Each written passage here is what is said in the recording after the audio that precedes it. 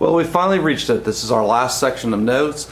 And for this section of notes, after we get to basically the 1990s and the war on terror, a lot of that is more for trends. So it's things that we actually have covered, but it's kind of reminding it. There are some vocabulary words and things like that, but I will actually go through very fast through some of those ideas.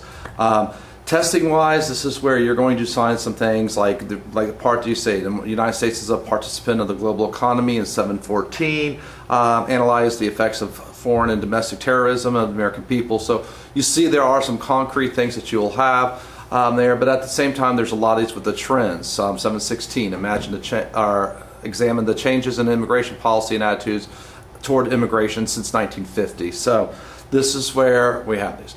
Bracketing dates, obviously 2001 will be the biggest that we have here, but we're basically looking at the post 1989 time period. All right, for President Bush 41, H.W. Bush, we will have early on that we had earlier in the notes there where we will be involved with sending in the airborne, and we will capture Noriega in Panama. He will be sent to America, and where pretty much the nation of Panama was not only a narco state, but even their leader that was leading it, and we'll have the military get involved. Where the biggest event usually known for George H.W. Bush is the first Gulf War, the Persian Gulf War that we had. What had happened was early on, the little country of Kuwait was invaded by Iraq. Now, Iraq had had a lot of support from America in the 1980s as they were fighting our then enemy, Iran. And what will happen is they will invade this country, and using basically the idea of the United Nations, President Bush will have a coalition of many nations together. We will have a warning to Saddam Hussein that he is to leave Kuwait. He doesn't. There's a huge military buildup led by the United States, and we will have the vast majority of the troops there. But we have the support of most of the world on our side. So we have thousands of troops and equipment that are coming into Saudi Arabia. We started an air attack, and for 5 weeks we bombed the heck out of it and softened up Iraq. And still, Saddam Hussein will not leave there. So then we have a blitzkrieg, and within a couple of days, everything is taken over. The Kuwait is freed from the Iraqi control.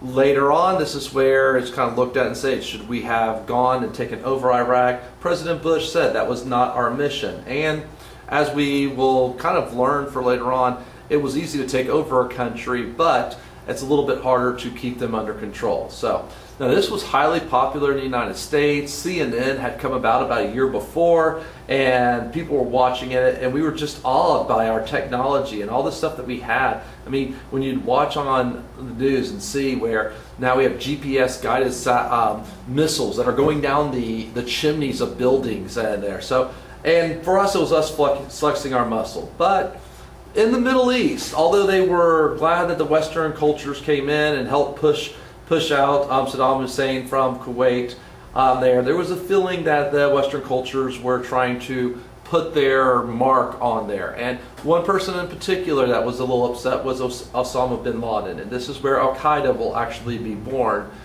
during this time. Now, after the war, President Bush had the highest approval rating of any president since World War II. He had an approval rating of 84%. I mean, that's just ridiculous. And in 91, pretty much everybody that was for the Democrats that even thinking about running for president said there's no way he's going to lose. In there, it was going to be an even bigger election victory than what Reagan had in '84. So they all stepped down.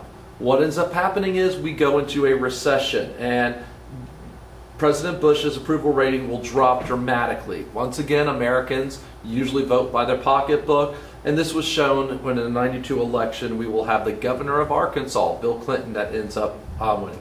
The meme story actually is really good that Mr. Betts has of telling a lot of the ideas of Operation Desert Storm. When you see various pictures, like this is where the cruise missiles, I mean, this was the highway to hell here. The Iraqis would set a lot of the oil wells on fire as they were leaving Kuwait here. But this is where it was just getting seen, as something massive for the Americans in our victory. And so we get to the 1990s. Again, in 1992, President Bush will lose the election. This is significant politically because we will have Ross Perot. He does not win any electoral votes, but he gets over 20% of the popular vote. And it really shows the effect of a third party there. It was not the reason that Clinton won, but Clinton will be elected president with less than 45% of the popular vote. Things do not go well for President Clinton in the beginning. We'll come back to that here in a second.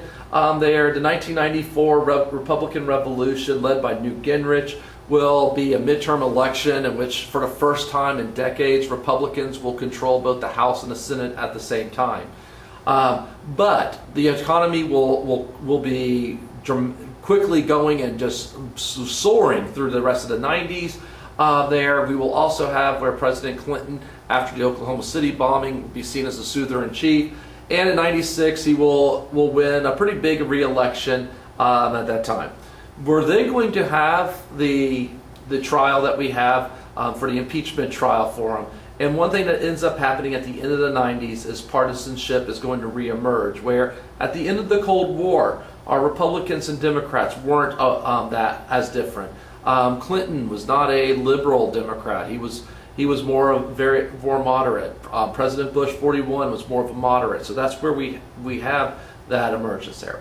All right, President Clinton in the beginning of his term, he fights for health care reform, and it does not pass. What later on, much of which will be the basis for Obamacare, was what they were trying to have. Again, this is where the midterm elections, Republicans take over. It looks like the Clinton administration is going down.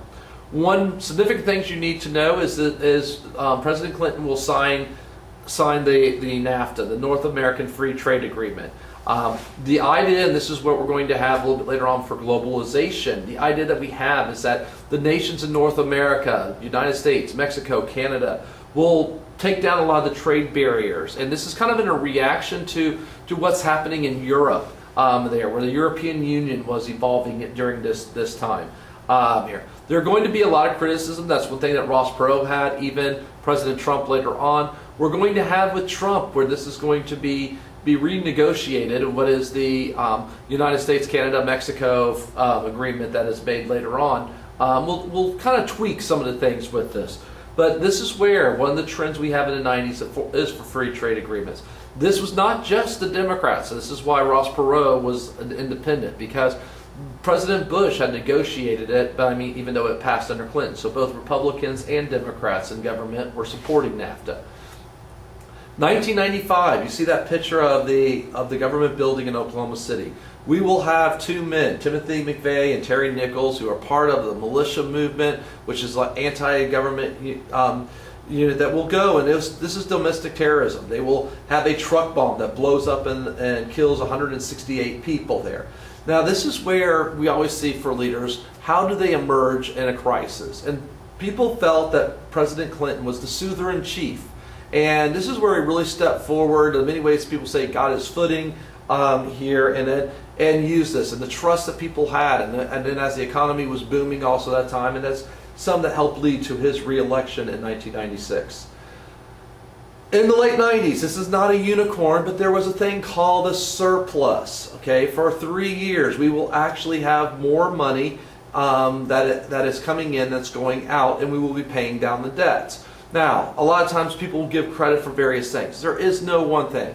President Clinton was a part of it, but it's not because of him directly. But he will be working with the Speaker of the House, Newt Gingrich, who's a Republican. But it's not just because of Newt Gingrich on there. And it's not just because of Clinton and Newt Gingrich together working, because we had passed in the 80s the Gramm-Rudman Act, which was to have some of the effects in there for trying to balance the budget. It's going there. There will be the raising of taxes, where George W. Bush H.W. Bush had broken his promise of new taxes there, but it actually is probably something that helped bring in more income.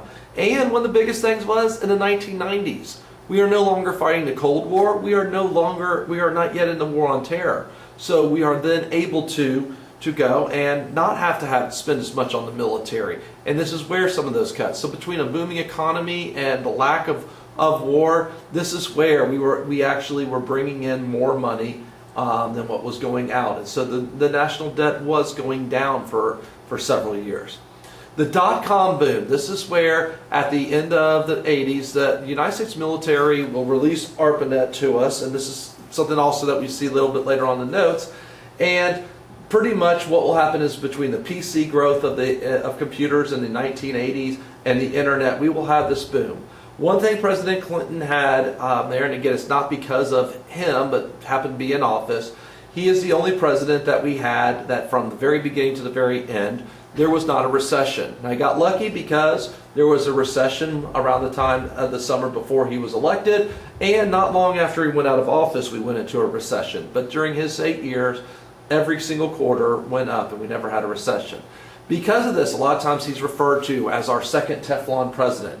Like President Reagan, the economy was good, so people ignored other things that was going on, which a lot of this will be things for him with his sexual affairs. Now, for Bill Clinton, when he ran for office, there was always all kinds of different rumors and people that had accused him of extramarital affairs. They were investigating what will be a sexual harassment lawsuit that he has from Paula Jones. In this, they find that he has a tendency for extramarital affairs, and they found that during the government shutdown in 1996, when most of the people were gone, they had these interns running around, and one of them was a college-age girl by the name of Monica Lewinsky. So this is where in this investigation, the Whitewater investigation, part that will come, and Clinton will, under oath, he will deny that there was any sexual relations during his time. So one of the main things he's charged with will be perjury, lying under oath.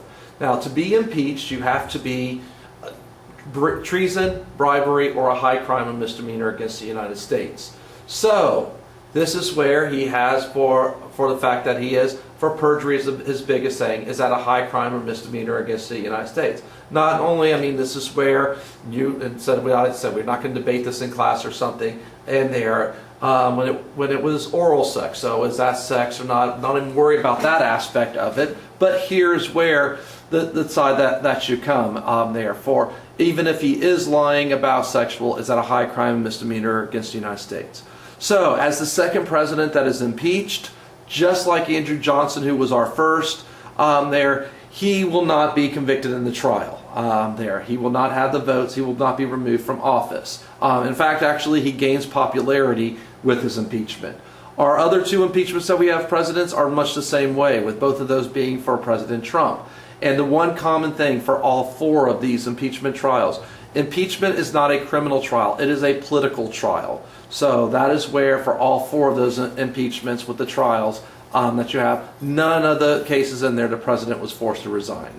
Now, while things are going on, this is where the Cold War is over. We are going to be involved in Kosovo, and this is where President Clinton doesn't want to have boots on the ground, but with military help, we helped to try to stop the genocide that was going on in the former Yugoslavia.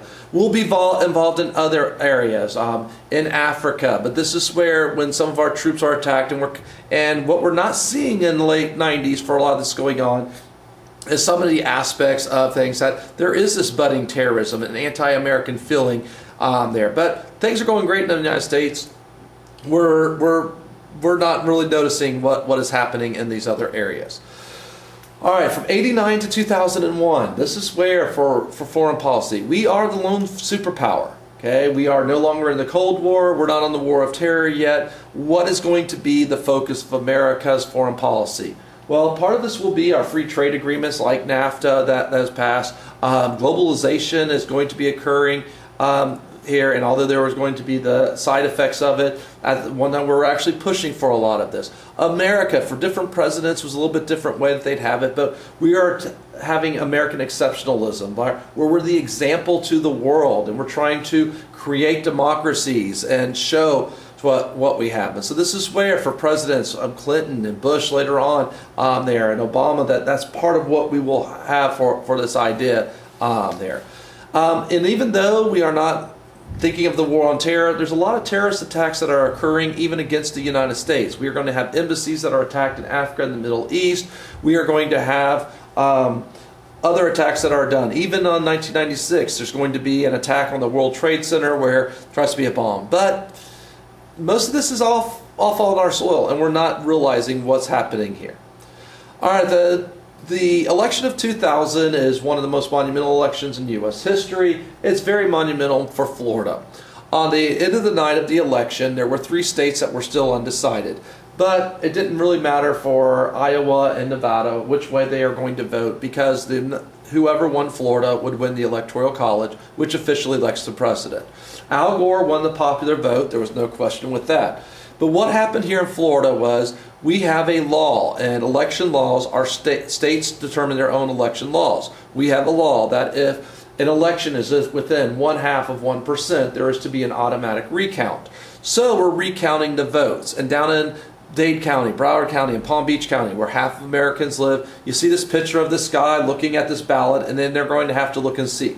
We have hanging chads, which they're a mechanical counter, so that would cause it where it didn't count it in there. So most of the places, yes, the hanging chad would be counted because you can see that it was punched out. But then there came questions like, this is called a dimple chad in here. Did you count that or not? Did the person just not push it through enough? Or we have a lot of old people, remember, or was it that they changed their mind and they vote?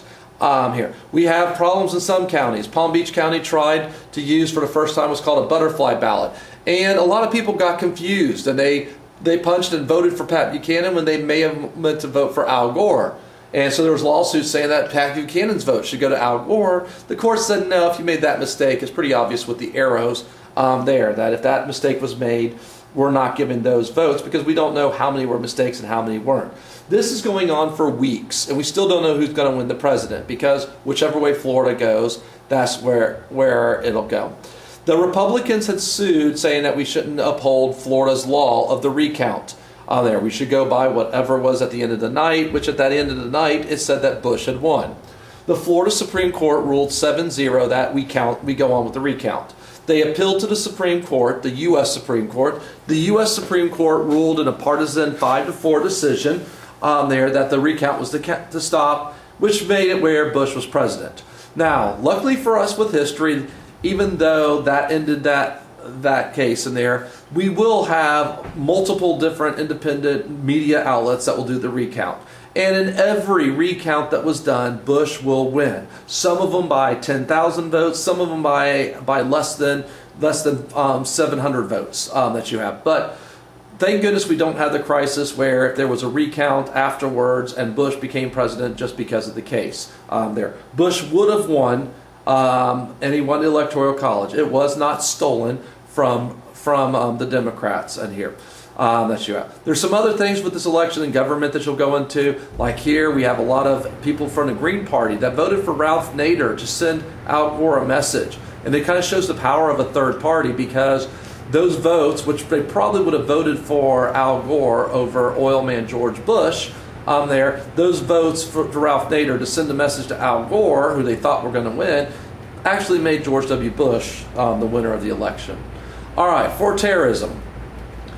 Again, we go back to the 70s and the 80s, before we had the Marine bombings in Beirut, where over 200 Marines were killed. We have the Lockerbie airline bombings that we have. The PLO has had an attack, even as early as 2000, where, again, I had the USS Cole, where it was attacked, this one right here, next to Yemen. So we're right up to this. But America was pretty much shocked on September 11th when the Twin Towers of the World Trade Center are attacked, the Pentagon is attacked. We come to find out in there that who's in charge of this is a group called Al Qaeda that had been with many other things. The leader is Osama bin Laden here. And here's where, in a debate that we've had ever since that time, where it was seen as a holy war. And the thing is Islam is a peaceful religion. They do have groups in them that are violent, just like Christianity and Buddhism and other groups have some violent groups. But Islam is a peaceful religion, but there were these groups that sometimes we'll call it radical Islam that were doing a holy war against the West. And again, some of this was from Osama bin Laden going back to the Persian Gulf War there. So 2001, the Patriot Act is passed, and we will have a lot more restrictions. You all have grown up with a lot more restrictions. It makes you safer, but as Ben Franklin had said when we were debating the Declaration of Independence, how much freedom do you give up for security? So yes, we are not as free, but we are safer, and that's kind of still the debate that we have. We can be a lot more secure, but we have to give up more freedoms. Why were they so successful with this attack? Well, because we are so free here. George W. Bush as president, well, person that said he was going to downsize government will end up creating a huge bureaucracy with Homeland Security to combine all kinds of different organizations to work together. He'll give a speech about the axis of evil, and which he will describe with Iraq and North Korea and other areas that are breeding terrorism. Right after the war, we will attack Afghanistan and go after where the Taliban were allowing Al Qaeda to train and Bin Laden there. And we will be in what is now the longest war in U.S. history. We are currently, right now, to leave by this next September 11th. That may change, though, here. But this is where we will be in Afghanistan to try to control the training ground for some of these terrorists. We will have under the understanding that we thought that there were weapons of mass destruction and biological weapons in Iraq that Saddam Hussein had. We will then attack Iraq, take over it, and this is where that will be a longer war. What have been some of the side effects there? This is where, even though we may have taken out Al Qaeda, out of it emerged a new group, ISIS, and this is where the Taliban that has reemerged in Afghanistan here 20 years later that we have. So this is where in that area we cannot take over it. The bigger question we have today is how much of a presence do we need to make sure that we don't have the training for another 9/11 that is done. This Mr. Betts, which may be the last one we watch all year long, is actually, even though it's a painful one to listen to music-wise, it's a great one for kind of reviewing since World War II. You will have two EOC questions, at least two EOC questions on nothing but foreign policy since World War II. All right, the rest of this is basically about a lot of the trends in here. And this is where some of the things that we have talked about in the past are kind of put in here. And you're going to have some EOC questions that aren't going to maybe be as direct, but what has happened. So since World War II, and I focus more on basically the last 50 years that we've had, so it's basically since the 1970s. One thing major that we've had is our digital revolution. The ARPANET, it was the internet that was designed by the military after we had some of our atomic secrets that were given by spies. The military wanted to try to not have things on paper. So this is where they had this closed network there. But after the Cold War, they gave that to us, as well as GPS. So those of you that use GPS to get to your friend's house or go someplace and when you're visiting somewhere else, that was not made for your convenience. It was actually made to guide some of those missiles that we saw going down the chimneys in the Gulf War. But when the Cold War was over, this is what was given. And same thing as the space industry, where we watched Forrest Gump and Lieutenant Dan, his magic legs. They're not made out of steel, they're made out of titanium, which a lot of that technology came from the research for the space shuttle of trying to find lighter but stronger alloys that we have there. Also, what will happen in the 80s? Well, the personal computer, the PC, will go. I've talked in class before about how when I was in middle school, I had to learn to use a computer, learn basic language, and you had to type in a command. What you would learn for coding, you had to just operate a computer. Well, we're going to have the personal computer where it's going to become easier and easier. Ultimately, with Windows, you're not even going to have to know how to read and write because you can point and click here. Macintosh will be a big advancement when it comes out in 1984 for personal computers. And then when the internet is opened up and what will become the dot-com era of the 1990s. Today, we kind of look and see what will happen in this next decade, as we may have it where there's nothing going to be but thousands of satellites that no matter where you are, you can be in the middle of the Sahara Desert and still be connected because of basically like a satellite net that you have for it. Medicine, I keep this really brief, but we've had a lot of different advancements. One of the key things to kind of look at is when we look at things for genetics and biomedical sciences, where after the end of World War II, our answer for everything was chemistry. A lot of times we look and see what are the answers. And like that, we're going to have a lot of positives, but there are going to be some side effects. And so what are we going to have that comes with that side?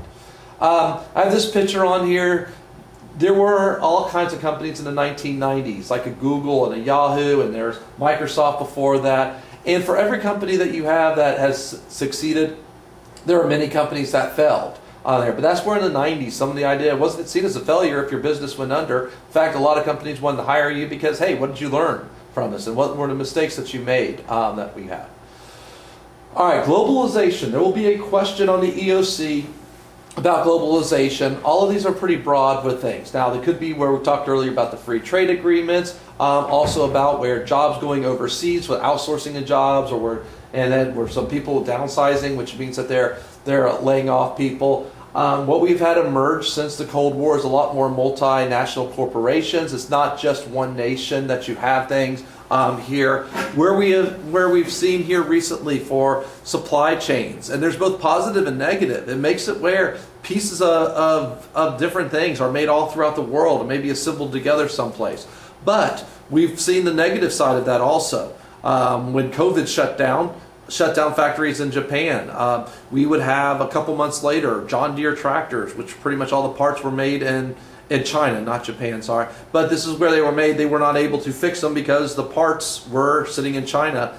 They are not being made.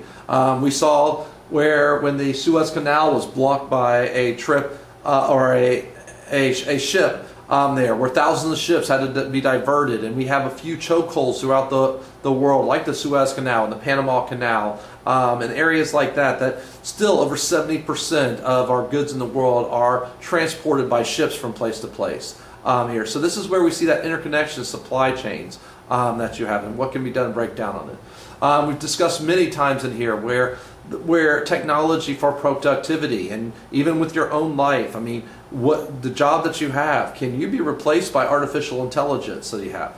A reoccurring question we've had on the EOCs was about with globalization, and could you have a disease that starts in one part of the world to spread? Here, all of you have kind of lived through COVID, but this is where we had before with SARS and Ebola and other things that we kind of looked at before. And those have been used on EOC questions in the past.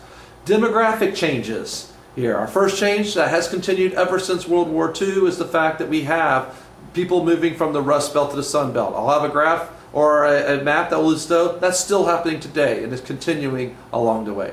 Our shift in the population. 1/3 of our counties were dying, where we kind of see where over 100 years ago we went from rural to urban, and then we have the shift to suburban. Well, we have actually, like for millennials, we're moving back into the cities there. And what was happening was a lot of rural counties were seen as dying as the younger population was leaving there. The 2020 census has shown that this is where we're continuing on the growth. You'll see this.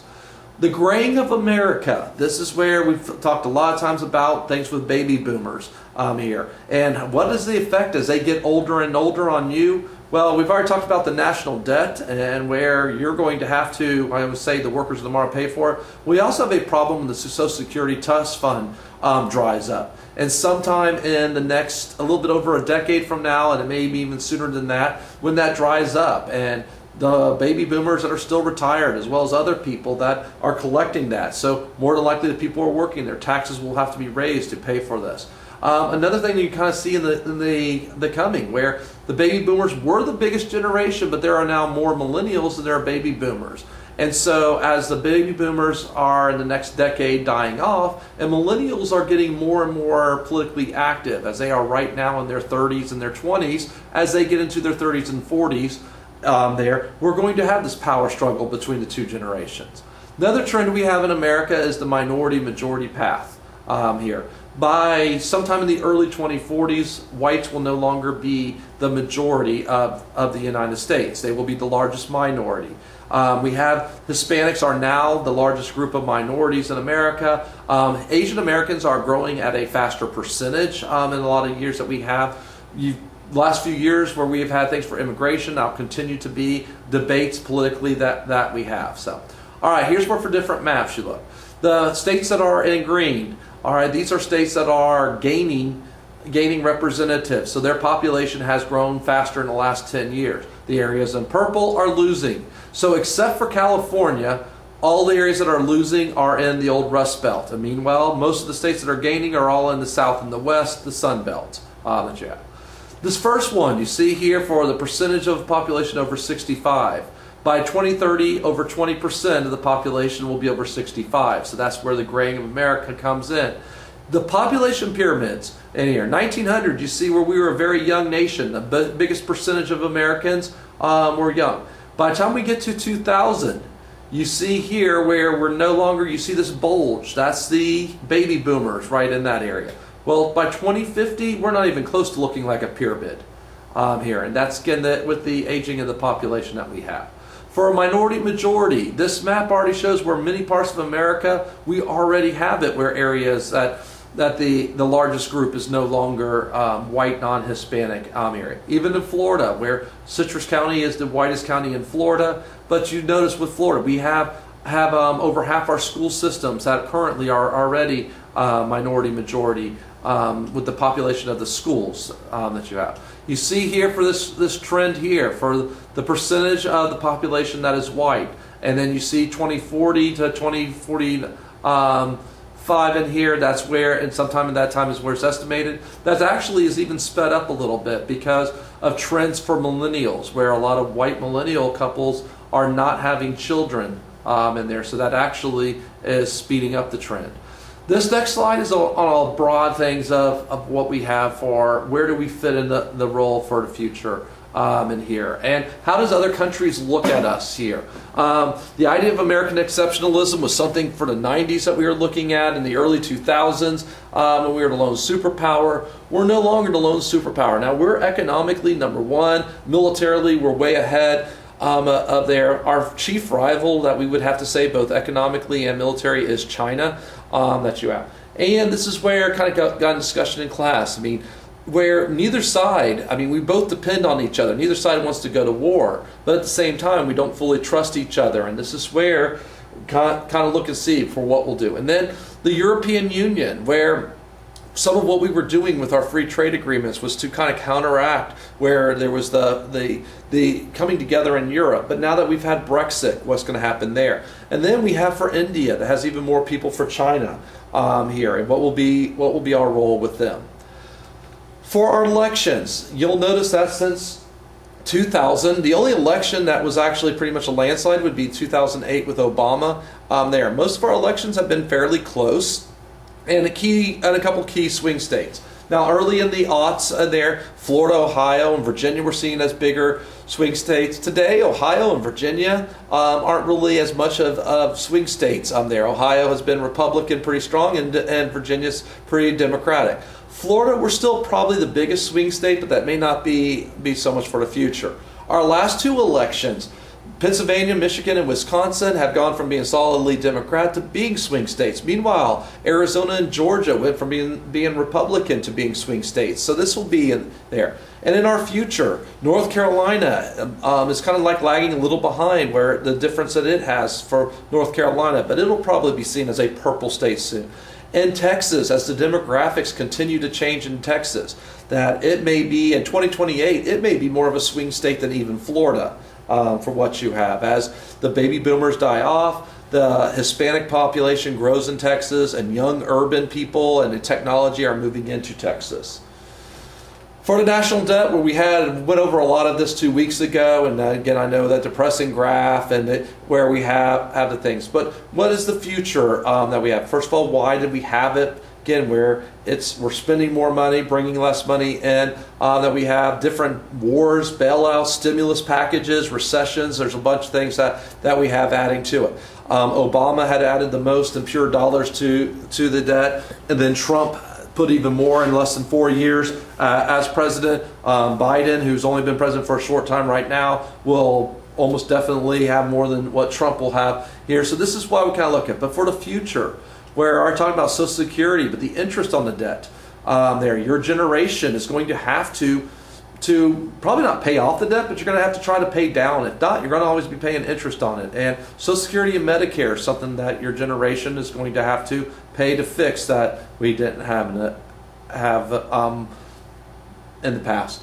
All right, the federalism question. This is something that comes all throughout U.S. history on there. Early on, the issue of slavery. Later on, with Jim Crow laws that we have. More recent history that we have with the Contract for America, Tea Party, Nixon's new federalism that we have. And the last decade or two, where we kind of look at same-sex unions and legalization of marijuana, and even just recently, who should be in charge of COVID restrictions. But here's where we have a conflict in the history of America of how much power does the federal government have in comparison to the state there. And that is going to continue to be as new issues come up and pop up with that. For Florida, in our recent time period, which you may not think of recently, but October 25th, 1971, Walt Disney opens up, and it changes Florida. Okay, and what has happened? I mean, Orlando dramatically changes at that time, and the death by interstate for some places, as I-75 took people away, and little places like Rainbow Springs that were tourist attractions are going to die out soon after Disney opens in here. Hurricane Andrew was a very monumental hurricane in 1992 for the state of Florida. Hit south of Miami. The damage that it did was great, but where it really makes a change, and this is where history, you kind of look at things and say for the change over time. In 2004, when Hurricane Charlie hit Punta Gorda, if you walk down a street, you could see the houses that were built before Andrew and after Andrew, because we will make a lot stricter building codes after Hurricane Andrew there. So houses in Punta Gorda that were built after 1992, their roof was still there. They may have lost shingles, but their roof was still on. Meanwhile, the houses that were built in the 60s and the 70s and the 80s, most of them had lost their roof there. So that's kind of shows, I mean, where we had to make stronger election. And as we went over before, the 2000 election with Florida is a major issue there, where we're tied in for nationally, since what our state did determined the President of the United States. And there we have it. We have our end of our notes in a brief thing. So hope to see you all in government.